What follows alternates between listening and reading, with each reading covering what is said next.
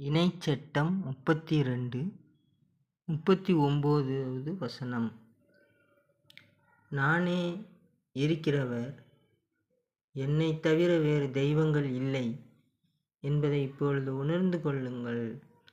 கொல்பவரும் நானே, உயிர் அளிப்பவரும் நானே, காயப்படுத்துபவரும் நானே, குணமாக்குபவரும் நானே. என் கைகளில் இருந்து விடுவிப்பார் எவரும் இரார் என்று சில வார்த்தைகளை கடவுள் கொடுத்திருக்கிறார். நாம் நல்ல வழியில் நடக்கும் பொழுது நம்மோடு ஒன்றாக இருக்கிற கடவுள் நம்முடைய சொந்த நாமத்தின் வழியாக நம்மை அடையாளம் காட்டியிருக்கிற கடவுள் நம்மை ஆசீர்வதிக்கிறார். நாம் தவறு செய்யும்போது தான் அவர் நமக்கு துன்பத்தை கொடுப்பவராக இருக்கிறார். ஆகவே நாம்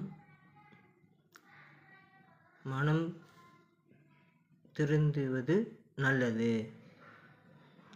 அப்போது அவர் நம்மை ஆசீர்வதிப்பார். உயிர் அளிப்பவராக இருக்கிறார், குணமாக்குபவராக இருக்கிறார். நாம் தவறு இழைக்கும் பொழுது அல்லது சாபத்துக்கு இலக்காகும் பொழுது அவர் நம்மை கொல்பவராக இருக்கிறார், நம்மை காயப்படுத்துபவராக இருக்கிறார்.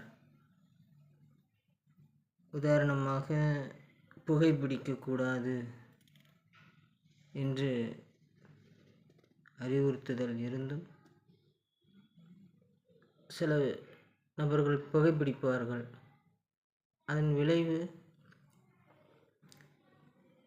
கொடிய நோயானது வந்துவிடும். அந்த துன்பத்தை புகைப்பிடிப்பதின் விளைவாகத்தான் ஒரு மனிதன் சந்திக்கிறான்.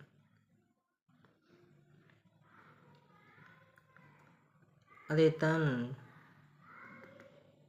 இங்கே சொல்கிறார்.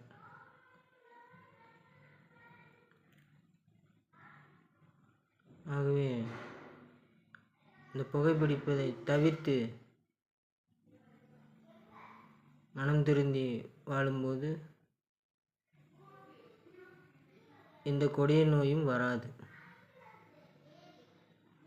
இந்த புகைப்பிடித்தலை தொடர்ந்து பிடிக்கும்போது கொடிய நோய் வருகிறது. அப்படித்தான் அவர் ஒன்றாக வாழ்கிற கடவுள் காயப்படுத்துவதாக சொல்கிறார். நாம் புகைப்பிடிக்காமல் நாம் மனம் திருந்தி வாழ வேண்டும் என்று கவனத்துக்குள்ளாகும்போது அவரால் நம்மை ஆசீர்வதிக்க முடிகிறது. அவர் நமக்கு உயிர் அளிப்பவராகவும் நம்மை குணமாக்குபவராகவும் அவர் இருக்கிறார்.